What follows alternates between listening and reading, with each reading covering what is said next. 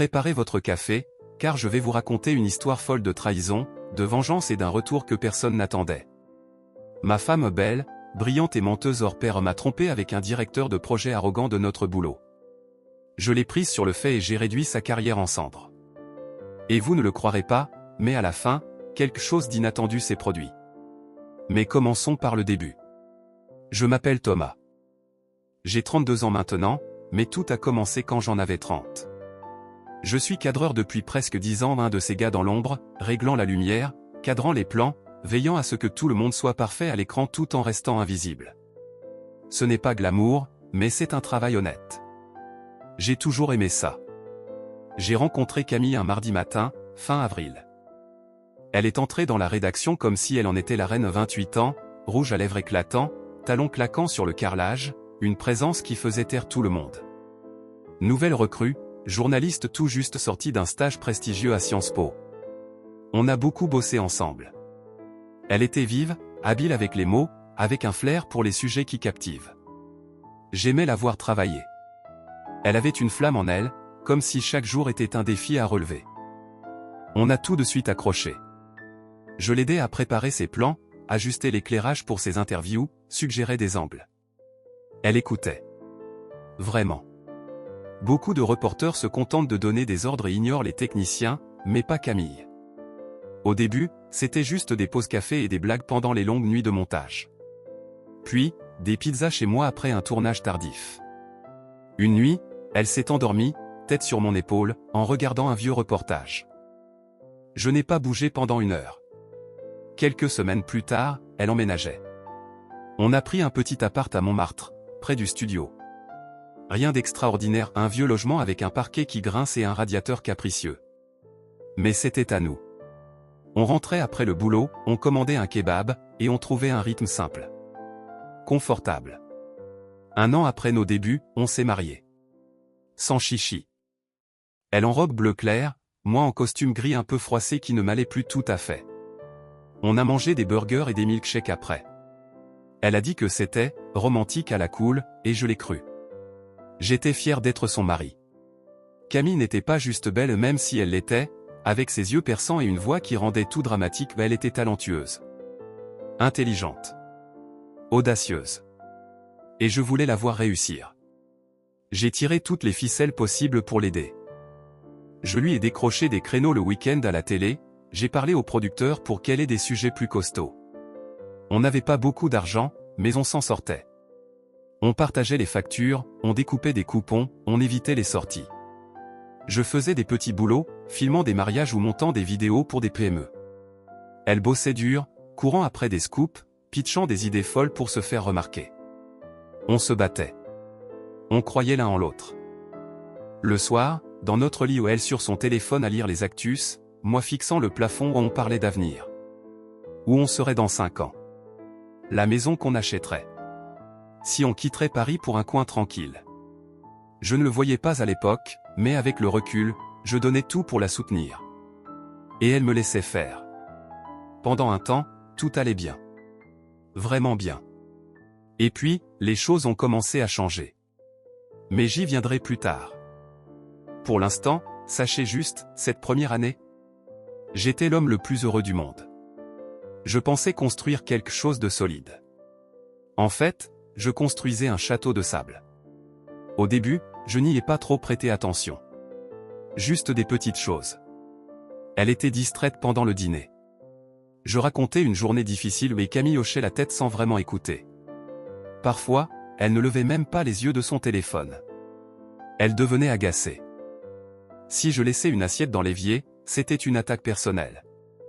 Avant, elle riait à mes blagues ringardes, maintenant, elle agissait comme si je l'embarrassais. Ce n'était pas comme ça avant. On plaisantait, on se taquinait. Désormais, chaque conversation semblait un chant de mine. Même son regard avait changé. Moins chaleureux, plus froid. Comme si elle me tolérait. J'ai mis ça sur le compte du stress. On n'était pas riches. Je faisais toujours des contrats le soir, je montais des pubs, le matin, je filmais des mariages, et dès que le studio appelait, j'étais là. Camille bossait dur aussi. Elle voulait plus de temps d'antenne, de meilleurs sujets, plus de visibilité. Et je comprenais.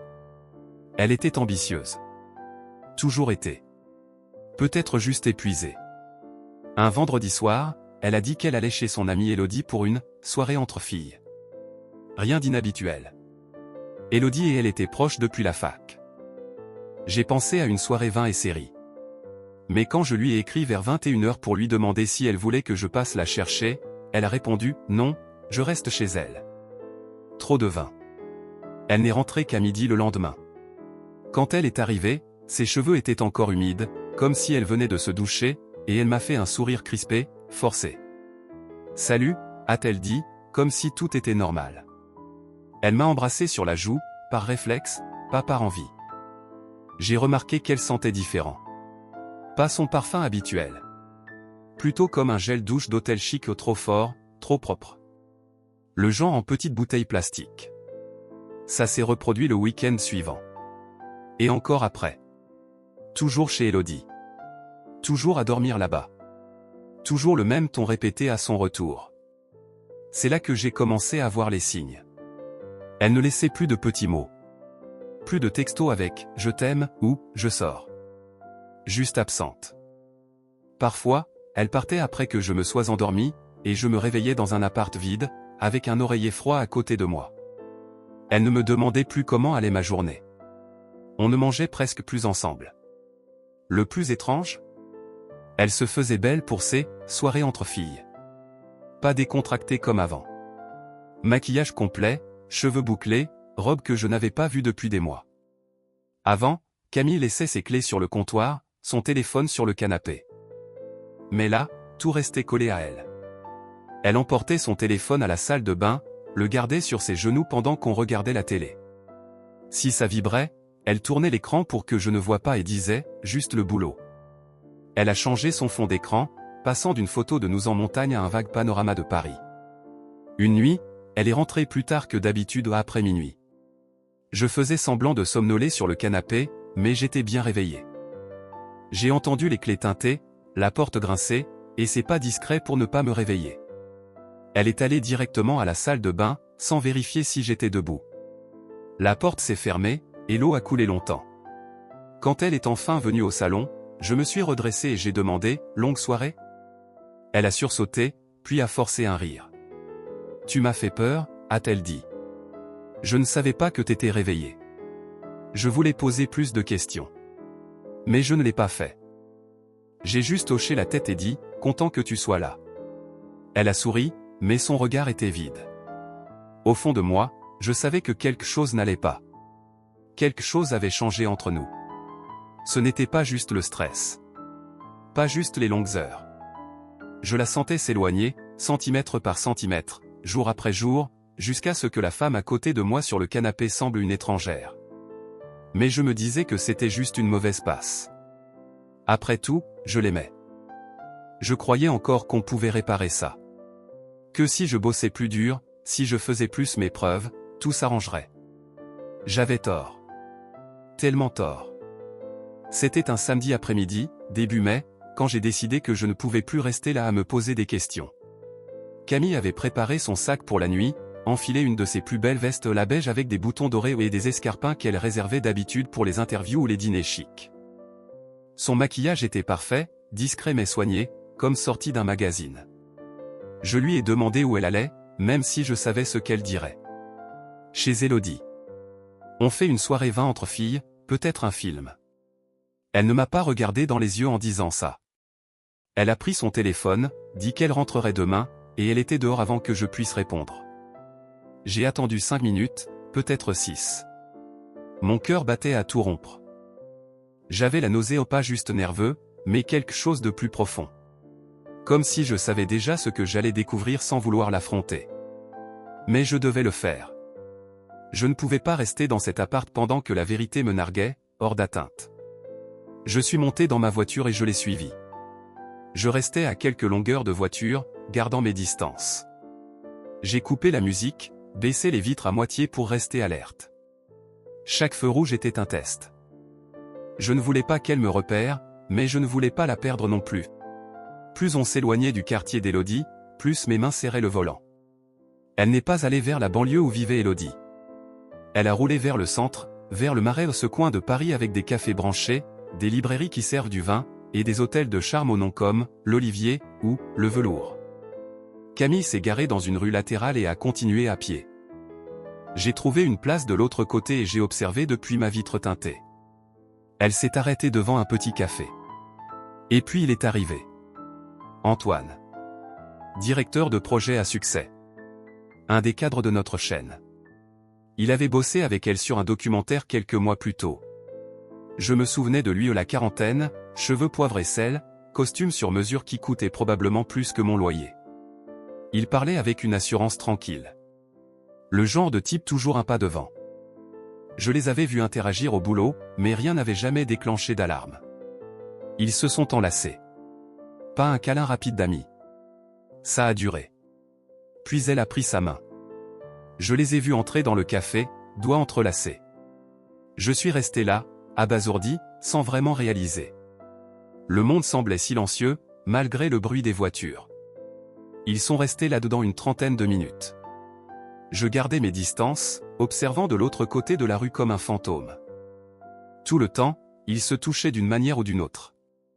Sa main sur son genou. Ses doigts frôlant son poignet. Je connaissais ce langage corporel. Ce n'était pas juste amical. Pas même discret. Puis ils sont sortis du café et ont marché. Je les ai suivis à pied, restant assez loin pour ne pas être repérés. 2 rues plus loin, ils se sont arrêtés devant un hôtel de charme. Façade en pierre blanche, auvent noir, un de ces endroits où le réceptionniste connaît les clients par leur prénom. Ils sont entrés. Je suis resté de l'autre côté de la rue, derrière un kiosque à journaux, fixant cette porte comme si elle allait les recracher d'un instant à l'autre. Mais ils ne sont pas ressortis. Les minutes se sont transformées en heures. Je n'ai pas bougé. Pas regardé mon téléphone. Pas même m'assis. Je restais là, appuyé contre un lampadaire, essayant de respirer calmement. Une partie de moi espérait qu'il retrouvait quelqu'un d'autre. Que c'était un truc trop bizarre. Que j'avais tort. Mais au fond, je savais que non. Après un peu plus de 2 heures, ils sont enfin sortis. Elle riait. Sa veste était sur son bras. Antoine avait ce sourire satisfait qu'il arborait toujours, comme s'il venait de conclure une affaire. En traversant la rue, il s'est penché et l'a embrassée dans le cou. Elle a incliné la tête comme si c'était la chose la plus naturelle au monde. Comme s'il faisait ça tout le temps. Elle n'a même pas regardé autour d'elle. N'a pas vérifié si quelqu'un du studio pouvait être là. Elle s'en fichait. Ça m'a fait plus mal que je ne l'aurais cru. Je ne les ai pas suivis après ça. Je ne pouvais pas. J'ai fait demi-tour, marché dans l'autre sens, monté dans ma voiture et je suis resté derrière le volant longtemps sans démarrer. Ma poitrine semblait s'être effondrée. Quelque chose en moi s'était brisé, et tout l'air s'échappait. Je n'étais même pas encore en colère, juste vide. Engourdi. Je ne me souviens pas avoir conduit jusqu'à chez moi. Je ne me souviens pas être entré dans l'appart. Juste du silence. Ce genre de silence qui bourdonne dans vos oreilles quand votre monde change et que vous ne pouvez rien faire pour l'arrêter. Camille n'est pas rentrée cette nuit-là. Et pour la première fois de notre mariage, je ne me suis pas demandé où elle était. Je le savais déjà. Quand elle est rentrée, j'étais assis à la table de la cuisine, toutes les lumières éteintes sauf celle au-dessus de moi. Elle est entrée, fredonnant un air de pop, ses clés tintant dans sa main. Ses talons claquaient sur le carrelage comme si c'était une nuit ordinaire. Je n'ai rien dit au début. Je l'ai juste regardée. Mes mains serraient le bord de la table, paume moite, cœur battant comme un tambour. Elle m'a vu et s'est arrêtée une demi-seconde juste assez pour noter que j'étais là, à attendre. Puis elle a souri, doucement, facilement. « Salut », a-t-elle dit. « Je ne pensais pas que tu serais encore debout. » Je me suis levé. Mes jambes étaient raides d'être resté assis si longtemps, mais je me suis redressé quand même. Je n'ai pas bougé de la table, immobile comme une statue, bras ballants, ventre noué.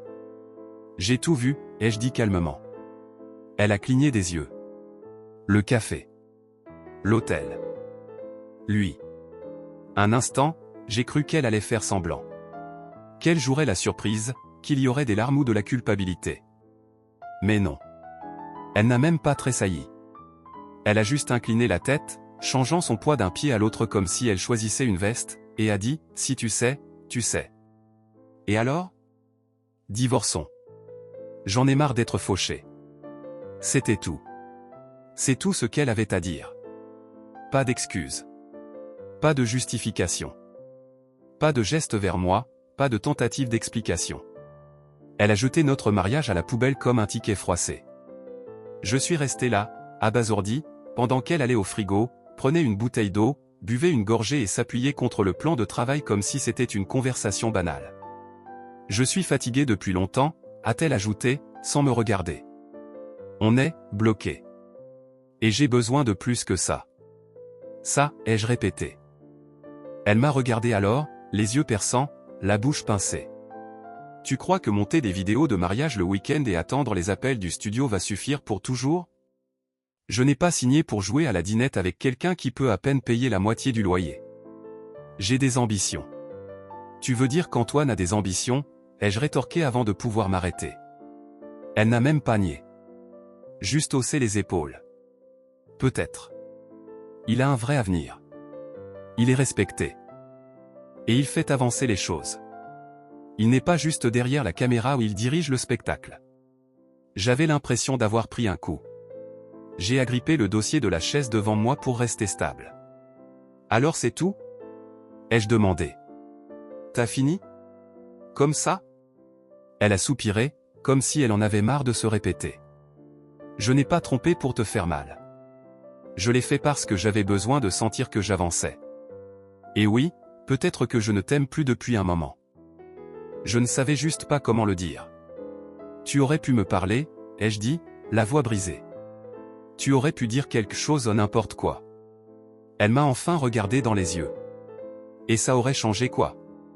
Tu aurais promis de bosser plus dur? De prendre un autre contrat de montage? On a eu cette dispute dans nos têtes 100 fois, Thomas. Ce n'est pas à propos d'Antoine. C'est qu'on trimballe ce truc, et j'en ai marre de faire semblant que ça marche. Je ne savais même plus qui était cette personne. Ce n'était pas la femme qui s'endormait à côté de moi sur le canapé avec un script à moitié écrit sur son ordi. Ce n'était pas la Camille qui parlait de s'acheter une petite maison près d'un lac. Elle était devenue une étrangère pire, une étrangère qui se fichait d'avoir détruit notre mariage de ses propres mains. Je n'ai pas crié. Je n'ai rien jeté, ni supplié qu'elle reste. Une partie de moi savait que c'était fini. Elle avait pris sa décision bien avant d'entrer dans cet hôtel. D'accord, ai-je dit, stable, même si je ne l'étais pas, on divorcera. Elle a hoché la tête, presque soulagée. On devrait y aller ensemble la semaine prochaine. Ce sera plus simple pour les papiers. C'est ça, ai-je dit. Camille est passée devant moi, direction la chambre. Une minute plus tard, j'ai entendu les portes du placard s'ouvrir, les cintres cliqueter. Elle faisait déjà ses valises. Je me suis rassis à la table. La lumière au-dessus clignotait, indifférente. Pas de drame. Pas de cri. Juste une fin vide à quelque chose que je croyais solide. Et à cet instant, j'ai réalisé quelque chose de terrible, elle n'était pas juste tombée en désamour. Elle avait aussi perdu tout respect pour moi. On n'avait pas grand-chose. Pas de maison, pas d'enfant. Pas même un compte commun qui comptait. Alors quand Camille et moi sommes allés au tribunal pour divorcer, ça n'a pas pris longtemps. Le procès a eu lieu 1 mois plus tard. Pas d'avocat. Pas de dispute pour les meubles. Juste des papiers, des signatures, et une sortie silencieuse comme 2 collègues après un projet raté. Elle a gardé l'appart. Je ne pouvais pas me le permettre seul. Entre le loyer, les factures et tout ce qu'on partageait, je n'avais aucune chance. J'ai emballé mes affaires en 2 jours, tout fourré dans ma vieille Clio, et je suis allé chez mes parents. 32 ans, fraîchement divorcé, dormant dans ma chambre d'ado sous un vieux ventilo et des posters jamais décrochés. L'humiliation, c'est un euphémisme. Mais j'avais besoin de ce reset. Vraiment. Les premières semaines, je parlais à peine. Mes parents posaient des questions, mais je n'étais pas prêt à répondre. Je me sentais comme un raté. Pas juste en amour ou dans la vie. Camille était partie sans un regard en arrière, et j'étais là, seul, à essayer de comprendre comment tout avait dérapé si vite. Puis un matin, quelque chose a fait tilt. Je ne sais pas quoi exactement. Peut-être le regard de mon père quand il m'a tendu un double des clés. Il n'a rien dit, mais je l'ai vu. Ce mélange de pitié et d'inquiétude. Comme s'il espérait que je ne reste pas coincé là pour toujours. J'ai décidé que non. Je me suis jeté dans le boulot. À fond. J'ai pris tous les contrats possibles. J'ai filmé des pubs low budget pour des commerces locaux, monté des vidéos de formation pour des agences immobilières, même fait des prises pour des matchs de foot lycéens. Tout ce qui payait. Au studio, je gardais la tête baissée et bossais plus longtemps. Je ne parlais pas de Camille. La plupart savaient, mais personne ne posait de questions. J'arrivais avant l'aube, partais après la nuit. Pendant que les reporters se maquillaient ou préparaient leurs textes, j'étais en coulisses, réglant les lumières, ajustant le son, réparant les rigs que personne ne voulait toucher. Mais je n'ai pas arrêté là. J'ai commencé à apprendre discrètement, après les heures. Logiciel de montage, formation vocale, technique d'éclairage, mixage sonore. Des trucs qui relevaient d'autres départements. Je ne voulais plus être juste le cadreur. Je voulais être celui qui sait tout faire. Les gens ont commencé à remarquer. Subtilement d'abord. Et, Thomas, tu peux aider avec ce montage. Ou, t'es bon en correction colorimétrique, non? Bientôt, j'étais le gars qu'on appelait quand quelque chose déconnait ou devait être réglé en urgence. J'aimais ce sentiment. Être utile. Être nécessaire. Pour la première fois depuis longtemps, j'avais le contrôle. 6 mois plus tard, un des producteurs m'a pris à part après une réunion matinale. Et, a-t-il dit, le gars habituel est malade. Tu peux faire la voix off pour ce sujet local? J'ai cligné des yeux. Moi. Ouais. Juste temporaire. T'as une bonne voix. Fiable. On verra ce que ça donne. Je suis entré dans la cabine d'enregistrement, les mains un peu tremblantes. Le texte parlait d'une rénovation de parc, rien de dramatique, mais je l'ai lu comme si c'était important. Lent, clair, posé. J'imaginais parler à quelqu'un sur son canapé, zappant et cherchant une raison de s'arrêter. Ils l'ont diffusé ce soir-là. Je ne m'attendais à rien. 1 mois plus tard, ils m'ont redemandé. Puis encore. En 1 an, je faisais les voix off des journaux du soir, des promos météo, des annonces de services publics. Ma voix était partout, douce et calme pour les événements locaux, sérieuse et stable pour les breaking news. C'était étrange de m'entendre ainsi. Au début, je ne me reconnaissais même pas. Mais ça faisait du bien. Comme si je reconstruisais quelque chose de mes propres mains, pièce par pièce. Je ne pensais plus à Camille pas de la même manière. Plus avec ce vide douloureux. J'avais arrêté d'imaginer qu'elle reviendrait ou de me demander ce qu'elle dirait en me voyant maintenant. J'étais concentré sur ce qui était devant moi, le boulot, la progression, la prochaine opportunité. Je ne survivais plus. Je commençais à compter. Et pour la première fois depuis qu'elle était sortie de ma vie, j'étais fier de tenir debout tout seul. Pendant 3 ans, j'ai bossé dur pour la chaîne. Et puis, le moment est arrivé. J'ai reçu l'appel. Il voulait me promouvoir producteur général. Je me souviens être assis dans la salle de réunion, chemise bien repassée, café refroidissant devant moi. Le directeur de la chaîne m'a souri et a dit, c'est le moment. Tu l'as mérité. Je n'ai pas beaucoup parlé. Juste hoché la tête, serré des mains, remercié. Mais à l'intérieur, je ressentais quelque chose de nouveau, comme si j'étais au sommet d'une montagne que j'avais gravie en silence pendant des années, sans que personne ne regarde. J'étais le gars qui tirait les câbles et portait les trépieds. Maintenant, je décidais où pointaient les caméras et quel sujet passait à l'antenne. Producteur général. Celui qui donne le ton. Qui construit l'émission de A à Z. Qui dit aux autres quoi faire. Et devinez qui bossait encore à la chaîne? Camille. On n'avait pas échangé un mot depuis le tribunal. Pas un texto, pas un regard dans les couloirs. Pendant un temps, je ne la voyais même plus. D'après ce que j'ai entendu, elle et Antoine ont rompu 1 mois après notre divorce. Il est passé à une stagiaire plus jeune, tout juste sortie de l'université. Quand j'ai recommencé à voir Camille au studio, je la reconnaissais à peine. Elle était toujours belle. Toujours cette présence. Mais quelque chose s'était éteint. Cette étincelle, cette assurance qui la faisait paraître immense en entrant dans une pièce disparue. Elle enchaînait les sujets bouche-trou aux petits reportages, histoire que personne ne regardait vraiment. Son nom ne figurait plus sur les gros dossiers. Et puis, je lui ai assigné une mission. Pas directement, bien sûr. Je l'ai fait passer par un coordinateur chaîne de commandement neutre, main propre. Mais je me suis assuré que ça lui revienne. C'était brutal. Planning complexe, interview de dernière minute, coordination entre 3 départements. Je savais les ressources qu'elle avait. Soit elle réussirait avec une précision militaire, soit elle se planterait. Elle s'est plantée. Le sujet est passé à l'antenne incomplet. Les interviews étaient désynchronisées. Un segment manquait carrément. Et pire, elle a accusé un monteur junior devant toute l'équipe. J'ai sorti son dossier le lendemain. Elle patinait depuis un moment en retard, délais internes manqués, travail bâclé. Personne ne disait rien parce que, eh bien, c'était Camille. L'ancienne étoile. Mais je ne faisais pas de favoritisme. Plus maintenant. Son salaire a été réduit. Avertissement officiel émis. Je me suis assuré que tout passe par les RH, bien propre.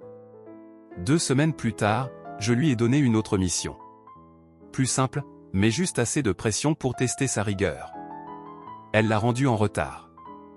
Sans les formulaires nécessaires. C'était tout ce qu'il me fallait. J'ai appelé les RH, examiné son dossier.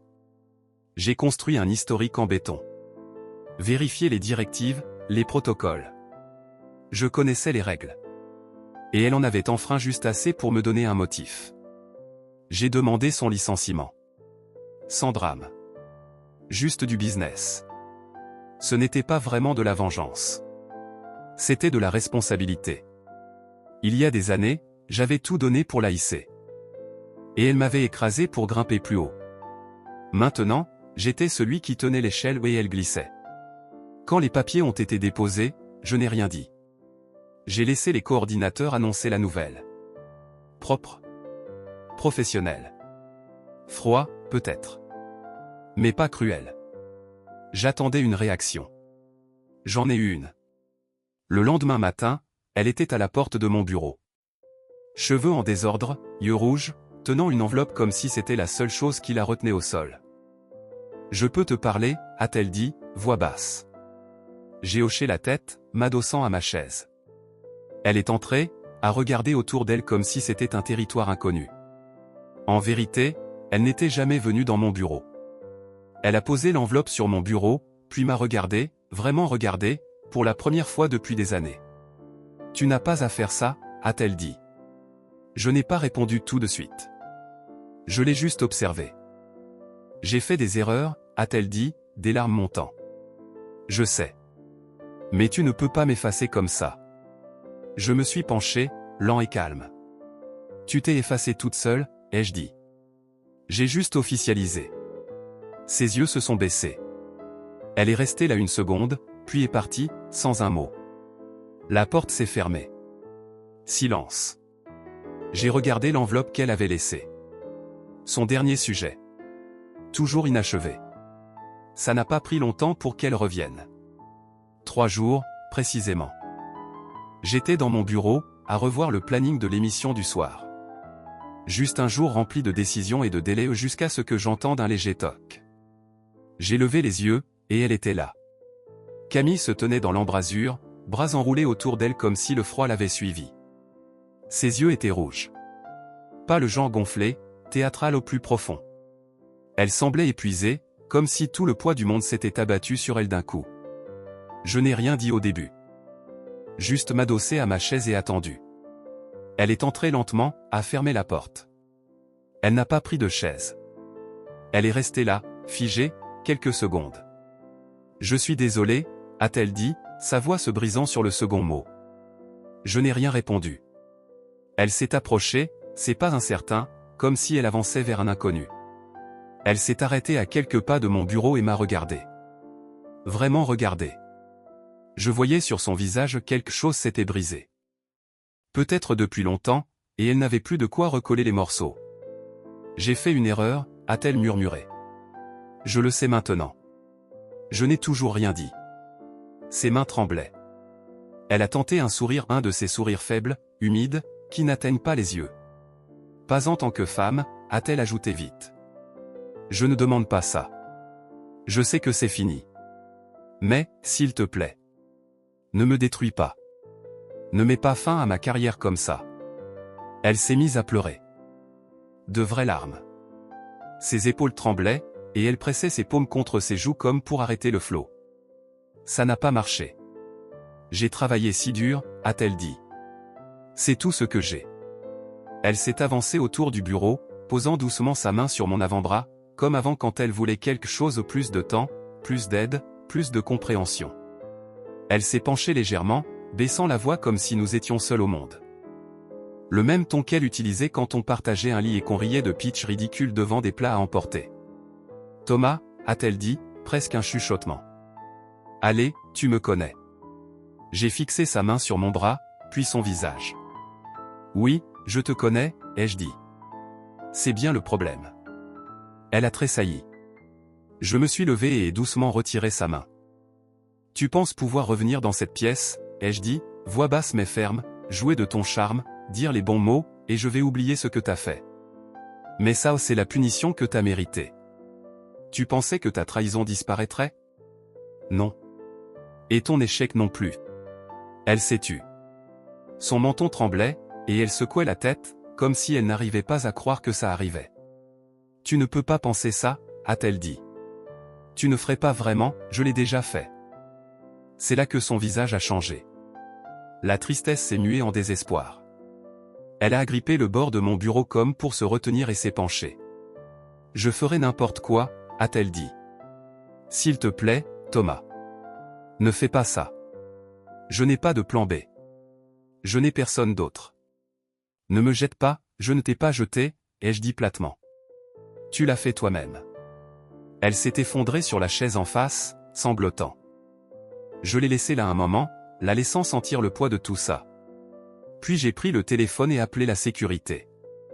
J'ai quelqu'un dans mon bureau qui doit être escorté dehors, ai-je dit, voix stable. Évacuation immédiate. Non violente, juste refuse de partir. Elle m'a regardé comme si je l'avais giflé. Tu fais vraiment ça, a-t-elle murmuré. Oui. Quand la sécurité est arrivée, aux deux types polis mais fermes, elle a recommencé à supplier. Voix montant, main tremblante, criant mon nom comme si on était encore mariés. Comme si ça voulait encore dire quelque chose. Ne me fais pas ça, Thomas, a-t-elle crié alors qu'il la prenait par les bras. T'as pas de cœur. Je suis allé à la fenêtre, observant depuis le premier étage pendant qu'ils l'escortaient dehors. Quand ils l'ont relâché, elle a crié en regardant ma fenêtre. T'es un monstre, comment tu peux me faire ça, a-t-elle hurlé. Puis elle a juré. J'ai pris le vase en verre sur la table près de la fenêtre à moitié plein d'eau des fleurs fanées de l'équipe et j'ai ouvert le loquet.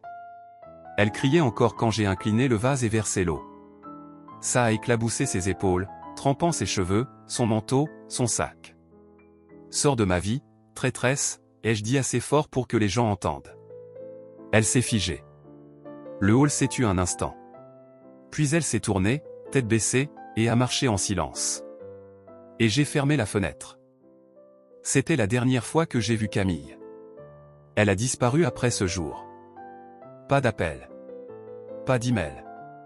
Pas de lettre. Juste partie. Comme évaporée. Je m'attendais à quelque chose, un geste dramatique, une dernière supplication, ou même un email méchant pour me faire passer pour le méchant. Mais rien. Après la scène du hall, elle s'est effacée. Du bâtiment. De l'industrie. De ma vie. Je n'en perdais pas le sommeil. Un an a passé, et la vie a continué. Lentement d'abord. Je bossais toujours de longues journées, je m'acharnais, je construisais. Mais ça commençait à payer. J'ai acheté mon appart. Un petit 2 pièces avec une bonne lumière, un petit balcon, et des voisins discrets. J'ai aussi acheté une nouvelle voiture. Pas accent grave l'œil. Juste fiable, qui ne tremble pas au démarrage. La chaîne prospérait. Les audiences grimpaient. Le moral de l'équipe était au top. J'étais respecté ou pas juste apprécié, respecté. Les gens venaient me voir pour des conseils, des directives. Et Camille? Personne ne savait où elle était. Elle a tenté quelques contrats en freelance après le licenciement. Ça, je l'ai entendu. Elle a envoyé des candidatures à des chaînes concurrentes, peut-être des plateformes en ligne. Mais les portes se fermaient vite. Pas parce qu'elle manquait de talent ou elle en avait, mais son nom portait un nouveau poids. Pas le bon. Je n'ai jamais rien dit publiquement. Pas traîner son nom dans la boue. Mais dans notre milieu, les rumeurs vont vite. Et quand on appelait pour vérifier sa fiabilité, son professionnalisme, son éthique, disons que je m'assurais qu'on ait les faits. C'est tout ce que j'ai fait. Juste veiller à ce que la vérité soit connue. Elle n'était pas blacklistée.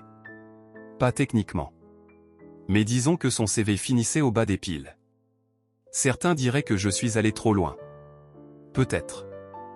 Peut-être l'eau par la fenêtre, les appels, le silence qui a suivi, c'était trop. Mais je ne vois pas ça comme ça. Elle avait utilisé tout ce que j'avais donné pour grimper et m'avait largué comme un poids mort. On ne coupe pas les mains qui ont construit votre trône. Et si on le fait, mieux vaut espérer qu'elles ne reviennent pas plus fortes. Mais les miennes l'ont fait. Et à la fin, elle est tombée par ses propres choix. Je n'ai juste plus été là pour la rattraper. Le nouveau chapitre de ma vie est plus calme. Pas solitaire, juste paisible. Je me lève tôt. Je fais du bon café. Je me balade quand je peux. Je ne cours plus après personne, je ne cherche plus à prouver quoi que ce soit, ni à retenir quelqu'un. J'aime l'homme que je suis devenu. Et si vous vous demandez si je referais tout ou toute l'histoire, du début à la fin? Sans hésiter. Parce qu'au bout du compte, je suis sorti plus fort. Plus affûté. Plus intelligent. J'ai construit quelque chose de vrai avec les débris qu'elle a laissés.